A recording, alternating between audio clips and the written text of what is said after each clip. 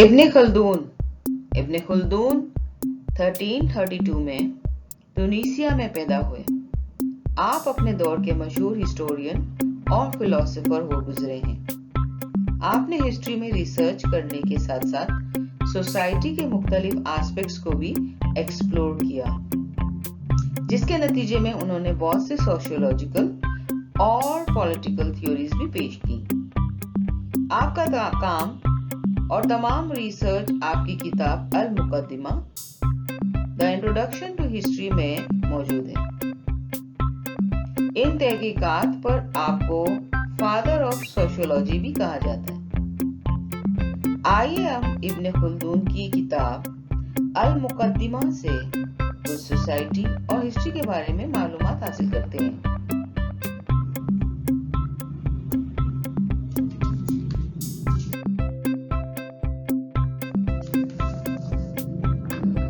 ابن خلدون کے مطابق ہسٹری ایک ایسا علم ہے جس کے بارے میں جاننے کے لیے ہر شخص بے چین رہتا ہے، چاہے وہ عام آدمی ہو یا بادشاہ، کیونکہ بظاہر ہسٹری سیاسی واقعات اور پرانے زمانے کے قصوں کو بڑی خوبصورتی سے پیش کرتی ہے۔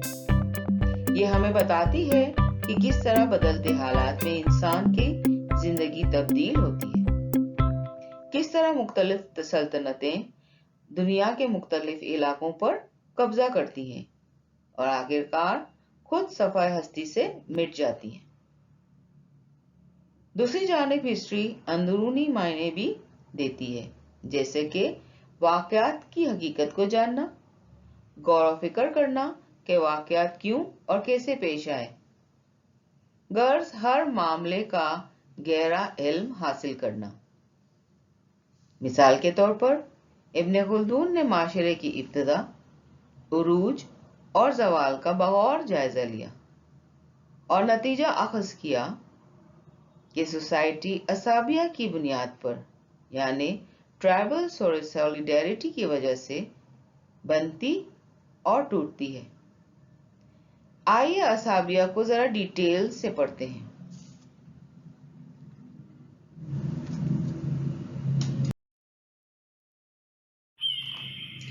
ابن خلدون کے مطابق سب سے پہلی سوسائٹی نومیڈک سوسائٹی ہوتی ہے، جسے بیڈوئن بھی کہا جاتا ہے۔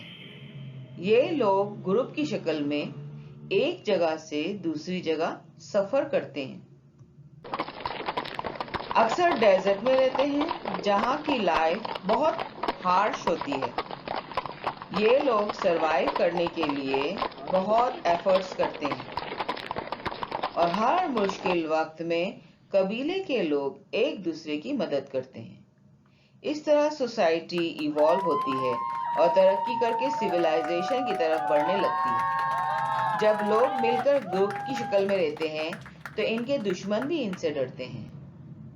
عوام ایک اسٹیٹ کی طرف ڈیولپ ہوتی جاتی ہے اور ایک پاورفل لیڈر یا رولر ان کو ترقی کی طرف لے جاتا ہے، مگر آہستہ آہستہ لوگ آرام اور آسائش کی طرف راغب ہو جاتے ہیں اور ان کی سولیڈیرٹی ختم ہوتی جاتی ہے۔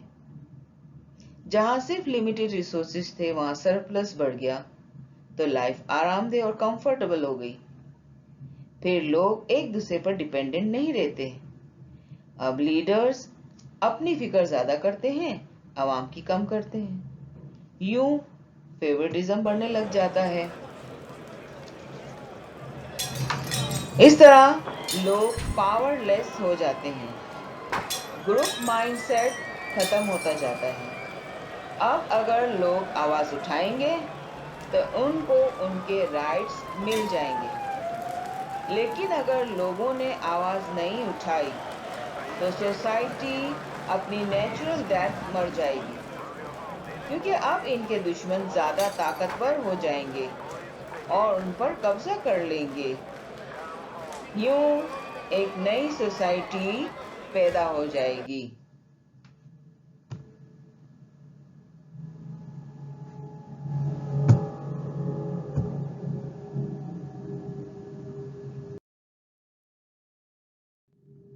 تو اس طرح ایک سوسائٹی رائز کرتی ہے تھرو عصبیہ. اور جب سوسائٹی میں ٹرائبل سولیڈیریٹی ختم ہو جاتی ہے تو سوسائٹی اپنی ڈکلائن کی طرف چلی جاتی ہے اور آخرکار ختم ہو جاتی ہے. Thank you for watching. Stay tune for more pedagogies. Take care. Bye. اللہ حافظ.